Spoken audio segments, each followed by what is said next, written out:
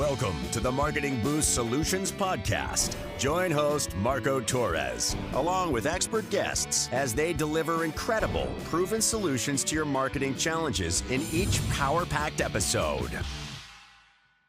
Welcome back to the Marketing Boost Solutions Podcast, where we bring you insights from industry leaders, innovators, and entrepreneurs who are making waves in business and marketing. Today, we have a truly unique guest, someone who's been engaging and inspiring audiences for nearly 30 years with his daily Thought for the Day emails.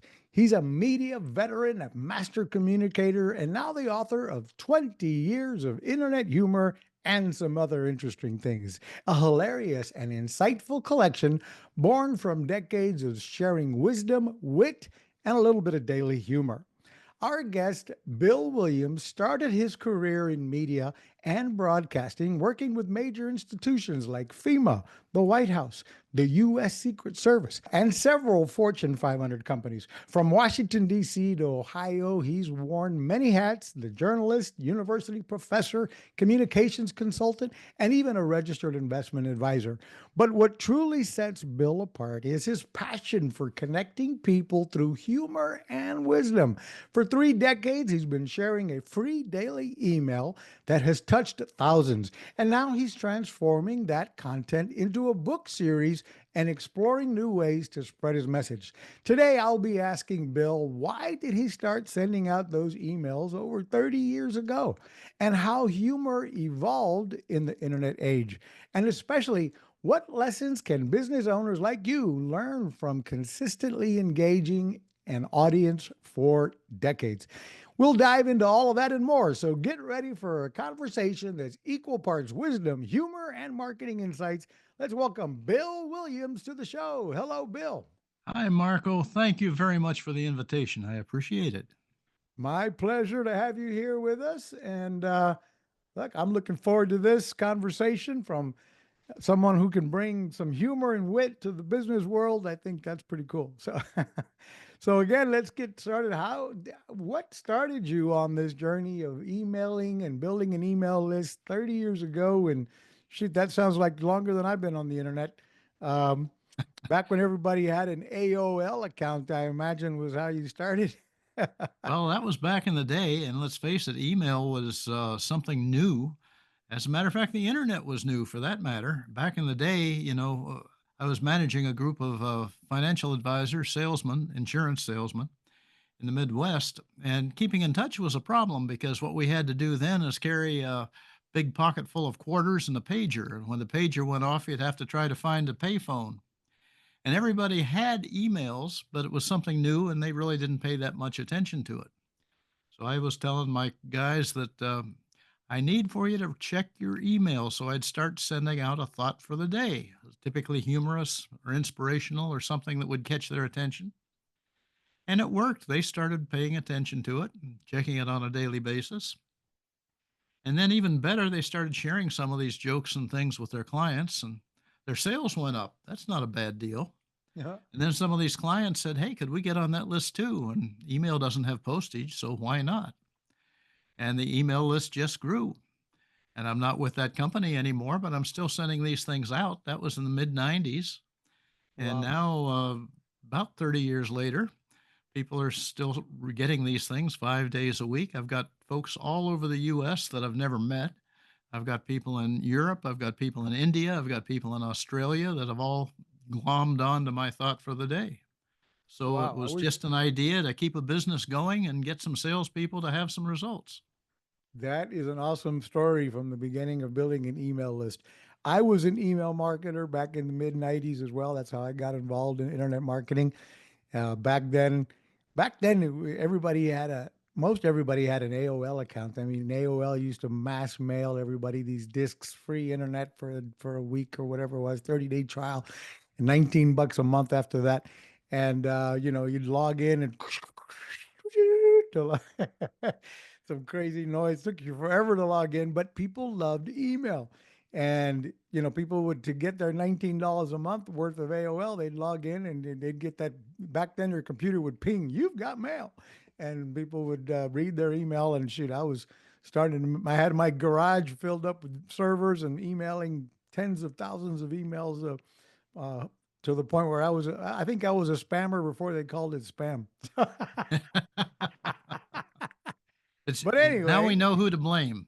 yeah, exactly. I invented the spam. Email marketing was a big part of my business way back in the early days. So, can you remember what was one of the first emails that got, or the message that got the big response that that you kind of realized I'm onto something here and I'm gonna keep this going? Quite frankly, that was so long ago. I'm glad I could remember what I was doing then, but I don't remember a specific example. But I've got a lot of these stories that people have loved over the years. That's And one of them, awesome. for example, was Jennifer and her son Jimmy. He was probably about five or I guess about 7 years old. They were out shopping at the grocery store, and they got home. And the first thing Jimmy did was grab the grocery bag and ran into the kitchen and dug through it and pulled out a box of animal crackers and started spreading the animal crackers out all over the kitchen table. And she said, "Jimmy, what are you doing?" And he said, "Well, when we bought the box said if the seal is broken, don't eat them. And I'm looking for the seal."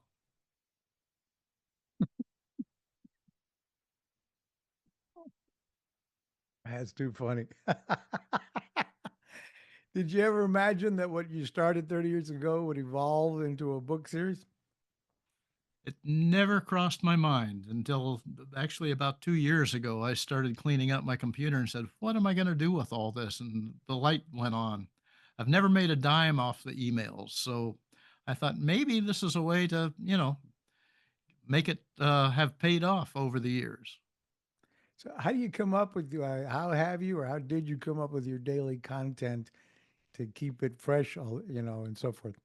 Well, to start off with, I was creating them all myself, and I'd pull it out off of this and adapt it from that. And some of the guys started sending me stuff saying, "Hey, why don't you try this or have a look at that?"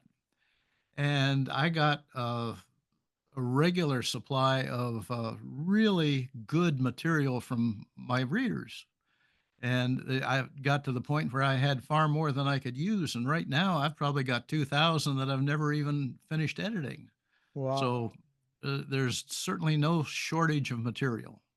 So that was kind of you were one of the starters of social media with everybody responding back to you, giving you, hey, use my joke. And what do you think of this joke? And so on and so forth. Exactly right. Exactly right. How about that? So now, with the rise of social media, do you think humor and wisdom are consumed differently than when you started, or how is the humor on the internet evolved? Well, I can't really speak to the whole internet, but an awful lot of what I see on the social media, some of it is very, very good. Some of it is stuff that I just would never use on any of my thoughts or any of the stuff that I put out. And so much of it has gotten into politics and other things, and humor is playing a much smaller role now, I think, than it did in the past. And that's unfortunate. You can never have too much humor. You can't Yeah, have and too much today, and politics. and and well, for the last several years, it seems to be always humor was dangerous because no matter what you might have said, you're going to offend somebody, and then everybody's always worried about I don't know, being woke or whatever the word language correct or non-correct would be there. But how do you stay funny and keep it? Or do you worry about what you're saying and who you might offend? Or I haven't had a chance to look at to be on your email list and see your content over the years, so I have no idea how you kept it. What is the strategy of humor today in the business world? Well, the first thing I have to admit is the fact that I know that everything I send out is not going to be pleasing to everybody. And it's not at all unusual to get somebody, that really offends me. Take me off your list. Okay, not a problem. You're gone. It's easy. Uh, but, just as an example, I'll tell you a story that some men love and women absolutely hate. Okay. Okay, I'm ready. This couple and their little boy had gone to a wedding. And after the wedding, when they got home, the boy went up to his mother and said, "Mom, why are wedding dresses always white?" She says, "Son, That's to show everybody that the bride is pure. Well, the kid scratched his head, and that does sound sort of strange, but okay. I mean, when you're 12 years old, you don't know all these things. So he went to his dad and said, Dad, why are brides always wearing white wedding dresses? And the dad looked at him and said, Son, don't you know all kitchen appliances always come in white? Hey, okay. Yeah, I can see how that would not go over Oh my God. So But they the had nice to part about it is I'll have another one tomorrow. And if you didn't like today's, you got something else coming get tomorrow. something else tomorrow. Um, so what advice would you give to businesses or content creators who struggle with staying consistent and whether or not to add humor to the content? Well, I think humor certainly is definitely worthwhile because let's face it, if you get too serious and stay too serious, it really gets boring after a while. Uh, you need something to break it up. And I find humor works very nicely. I'm giving presentations, and if I see the audience start to nod off, I can wake them up and get them back with With something a that's story, with a another some kind. story. Yeah. Uh, so can humor be a tool for building stronger relationships with customers? And if so, how do you teach business owners to do that? I don't know that I can teach business owners to do that specifically, but I've been in sales for many years, and I always try to you get people to break up the seriousness of a sales thing with something to lighten the material. Okay, lighten what you're talking about. And you know, when I'm talking to insurance people, one of my favorite stories is the guy who went to a Halloween party, and he was dressed in a suit and carried a briefcase, and he won the award for the most frightening outfit at the Halloween party. He came as an insurance salesman. Okay. Uh, yeah, I can see how that would. He came dressed as the insurance salesman, and everybody's scared of him. Um, and that's a good point. I have to agree. Back when I was in direct sales myself all the time, I enjoyed uh, breaking the ice and looking for ways to laugh. If I can get my client early on in the conversation, during the discovery, during the chit chat, if we can laugh about whatever, you start to break that ice and have what feels like more of a fun relationship with each other before we get into the down to business and into the nitty gritty and so forth. So I guess finding having a good series of stories and jokes lined up that are appropriate, or a good mix there. And now, of course, you got to be careful nowadays that your joke or line doesn't start off the conversation getting you kicked out of the house. But anyway, I get the point there. So with the internet evolving so fast, do you think you'll ever run out of great content that's humorous, or is it uh, how do you keep that unlimited supply of humor and wisdom in your world? Well, it's one of those things where everything that's new brings along its own opportunity to have some humor to it. Whether it's a new electric car that suddenly doesn't work because it went, and what are these Teslas and the other electric cars doing now? When they run out of battery, they lock all the doors and the people inside can't get out. You You're know, kidding. I hadn't it heard sounds that. like Oh, we could make some really good jokes on that too. I'll bet you could. Folks, let's take a minute. I've got a bunch of more great questions for Bill. We'll be right back. Don't go away. It's time to wow, surprise, and impress your clients with the most powerful customer draw card available anywhere. The Marketing Boost Solutions Show is brought to you by Marketing Boost, where you can get valuable travel and restaurant incentives to drive your leads from prospects to paying customers. Now you can offer complimentary hotel stays in over 130 destinations worldwide. Go to marketingboostsolutions.com and try it for free right now.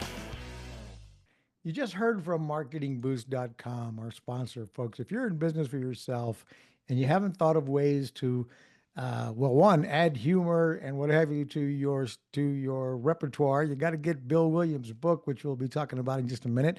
But with marketingboost.com, we show you how to add rewards, perks, and travel certificates, restaurant savings vouchers, and more to wow, surprise, and delight your clients. So go check out marketingboost.com and see how affordable it is to add value to your clients versus discounting. Add rewards and perks versus discounts to help grow, get more leads, and close more sales. Back with Bill Williams. Tell us about the book you're launching here. The book is called, one more time, I'm looking for the title here, 20 Years of Internet Humor and Some Other Interesting Things. Tell us more about that, Bill. Well, as I mentioned, after a few years of all these things clogging up my files, I decided to maybe put these things together. And, people say, how did you decide what to put in? And I thought, well, that's a very good question, because what I basically did, I had them all titled. And so I just picked some A's, some B's, some C's, some D's, and went through the alphabet and got my first book. And I did the same thing with the second one, which is ready to go. And I'll probably can keep doing with the third one as well.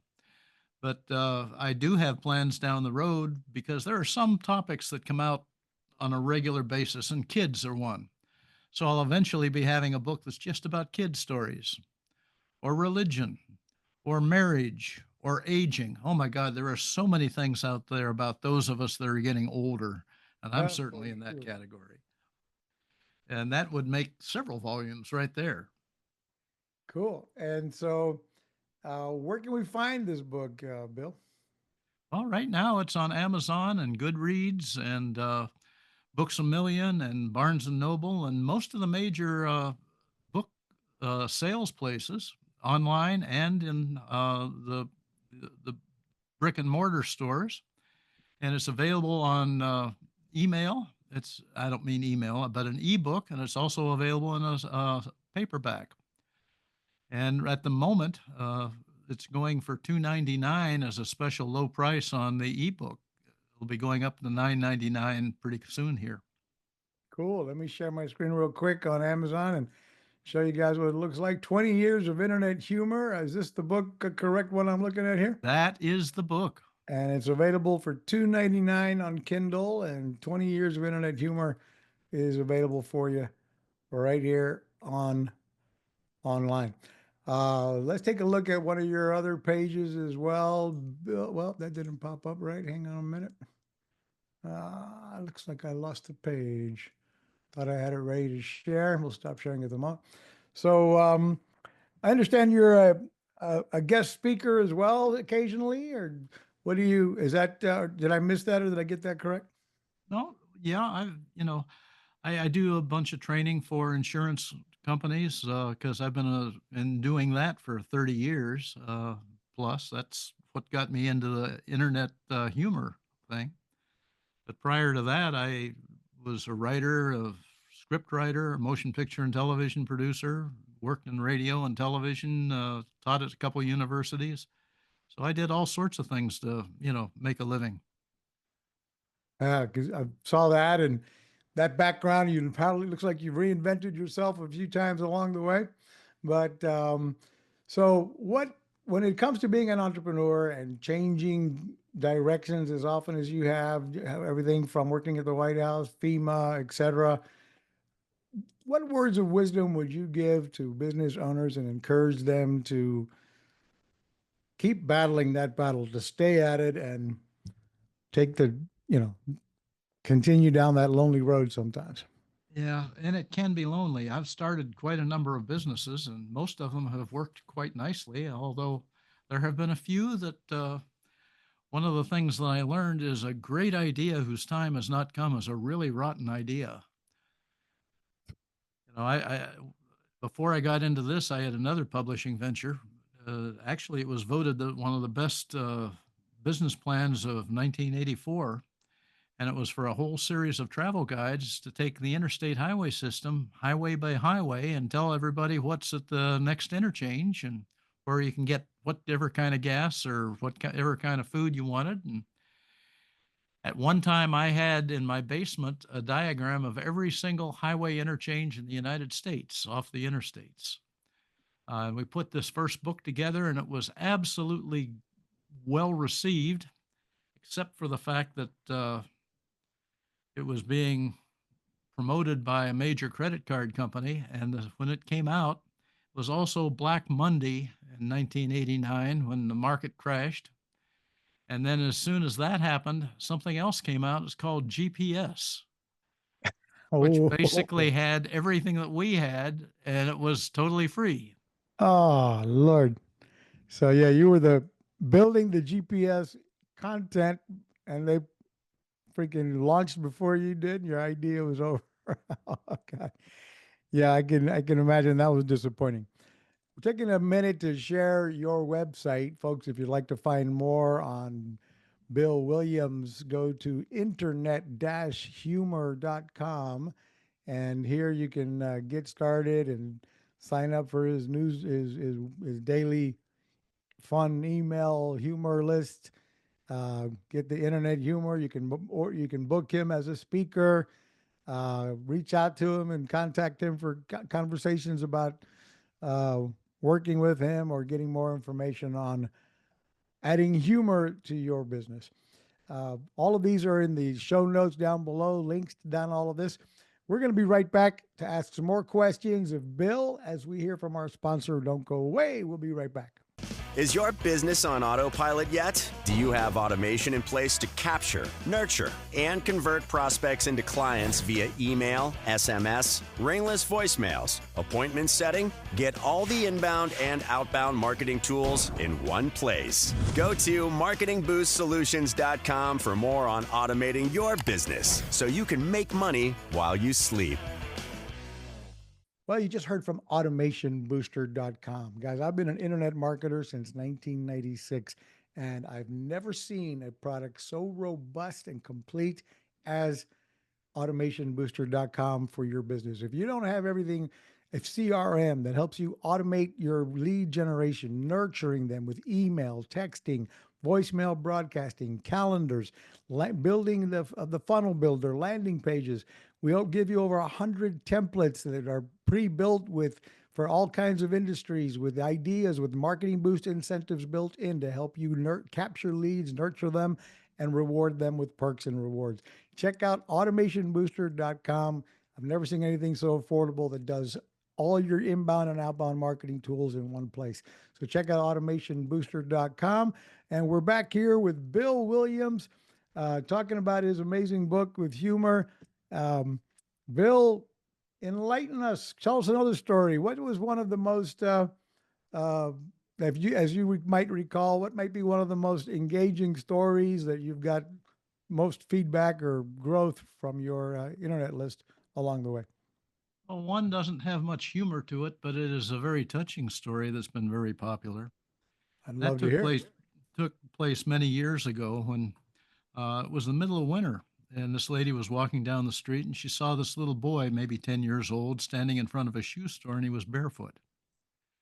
And he was just looking in the store, and she went up to him and said, what are you thinking about looking through there? And he said, well, I was just praying to God to get me some shoes. And so she took him by the hand and took him into the store and went to the store, the clerk, and said, could you bring us some socks this boy's size, and let me you have a basin of water, and we'll go in the back. I'd like to wash his feet. So they went into the back of the store, and she knelt down and took her gloves off and washed the boy's feet, dried them off, and put a fresh pair of socks on and gave him a couple of additional pairs and said, Now let's get a shoe that's his size. So she got him some shoes. And when she was done, she stood up and gave him the socks and the shoes and said, "Now I think you're going to be a lot more comfortable." And as she started to walk out, he grabbed her hand and looked up at her with tears in his eyes and said, "Are you God's wife?" And what was her response? So that's the end. That's the punchline right there. That's the end of the That, story. that's the punchline. Are you God's wife? He got his prayers answered, so might as well be God's wife. That's a cute story. So let me ask you this: with now that you started your journey, well, what challenges did you face, by the way, in compiling and publishing your book? A lot of people out there thinking about, me included. I don't have a book that I've written yet. I've got a bunch of notes on where I want to go with it. Um, how did you go about deciding to publish, and what challenges did you face compiling and publishing your book? Well, I have been a writer for 60 years, and I have had newspaper articles and magazine articles, and I've done columns and you name it, but I've never published a book. But I've known a bunch of people who had, and I thought I knew the publishing business. And when I started to do this, I discovered I didn't know squat about what has happened because it has changed so much in just the last 5 or 6 years. And so I went out and tried to get an agent and have it published through normal procedures, and discovered they didn't want to have anything to do with me. And I found out later that if you didn't already have 2 or 3 books published, they no, that's not their interest. And a friend of mine and down in Florida who's published a bunch of books says that's not how we do it anymore. You don't use an agent. You publish it yourself. And there are a bunch of hybrid publishers out there that will get it done for you and do it very well. And so I went that route. And I discovered that, yes, nobody I know in the business right now is using an agent. Okay. And what also absolutely blew my mind, because I also ran a printing business at one time, is the fact that I expected, to have to, do offset printing and have, a couple hundred or a couple thousand copies of the books printed. No, they don't do that anymore. Everything is now print on demand. And if you want one book, they'll print you one book. If you need 1,000 books, they'll print you 1,000 books. But when you go online and order a book from Amazon or Books a Million or any of those, they just print that one off for you and send it to you. It's totally different from having a whole warehouse full of your books. Right. So you, as the publisher or as the writer, don't. If you're a self-publisher, you don't have to have a garage full of inventory anymore, That's true. and That's then true. hope to be giving them away or whatever you got to do to get them off the shelves. So yeah, this way you promote yourself, and they sell one at a time or 10 at a time or what have you. That's awesome. So it's easier then to move forward and be a self-publisher. Um, how do people get to be considered bestsellers and what have you? That's a whole nother world, I guess, huh? Well, that is another total world, and there are so many bestseller lists. That's something else that I learned. Is for example, you can be an Amazon bestseller, but you can be an Amazon bestseller, and it shows up on the website for maybe an hour, and then maybe an hour later, something else has taken your place as the bestseller. But you still get to be an Amazon bestseller for that hour. But if you Oh, take, for example, the New York Times list, it's my understanding that you would think that a publication as big as the New York Times would say what a bestseller is the one that sold the most books everywhere. But Amazon being the biggest bookseller in the world, the New York Times totally ignores everything that's sold on Amazon. The reason being is Jeff Bezos owns the Washington Post, which is a competitor of the New York Times. And so they're not going to do anything to promote his business. hmm.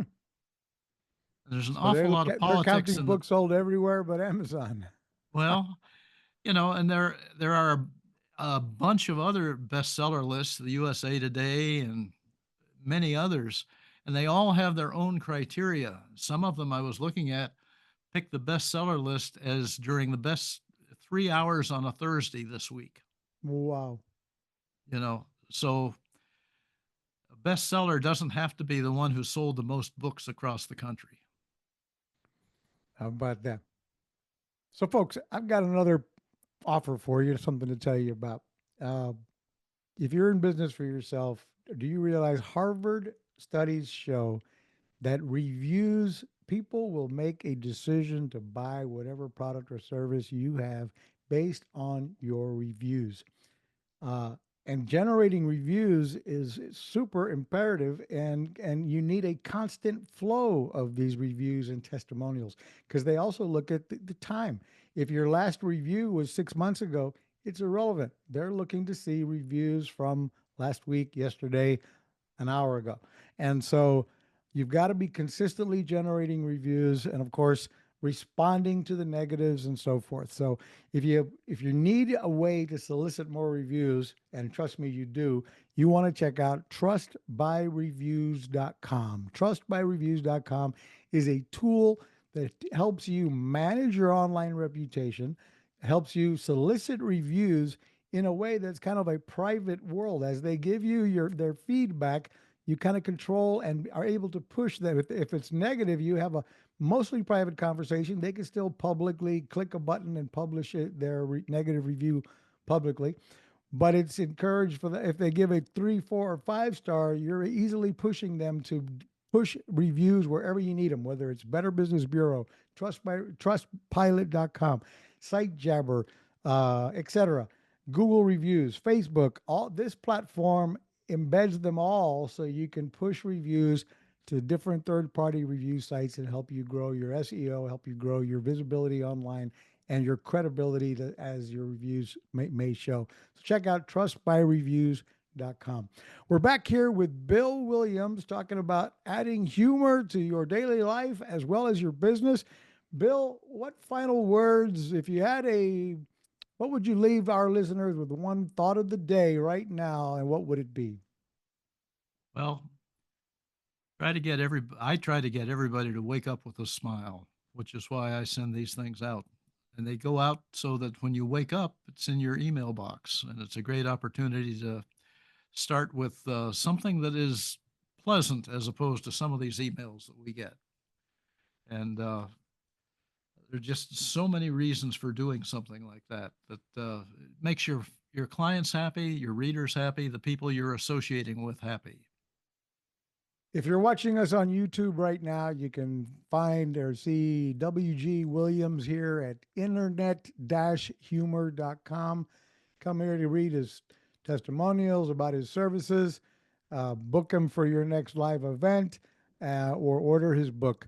So it's internet-humor.com, and other links down below in the show notes are available to get a hold of Bill and sign up for his daily humor. Bill, it's been a pleasure to have you on our show, and thank you for adding a little humor, a little stories to our life today. And folks, if you're out there, really appreciate your support. Thank you for listening to this episode. If you like the content we brought you, please share it with somebody else. Share it with another entrepreneur. Give us a like. Ask any questions in the show notes below. Give us a review. We'd really appreciate your attention with us today. So see you on the next episode of the Marketing Boost Solutions podcast. Thank you again. Thanks for listening to another episode of Marketing Boost Solutions podcast with your hosts, Captain Marco Torres. Now it's on you. Take the next step now. Go to marketingboostsolutions.com for more on how you can wow, delight, and surprise your clients with the most amazing draw card on the planet. So stay thirsty, my friends. Stay thirsty for knowledge. See you next time.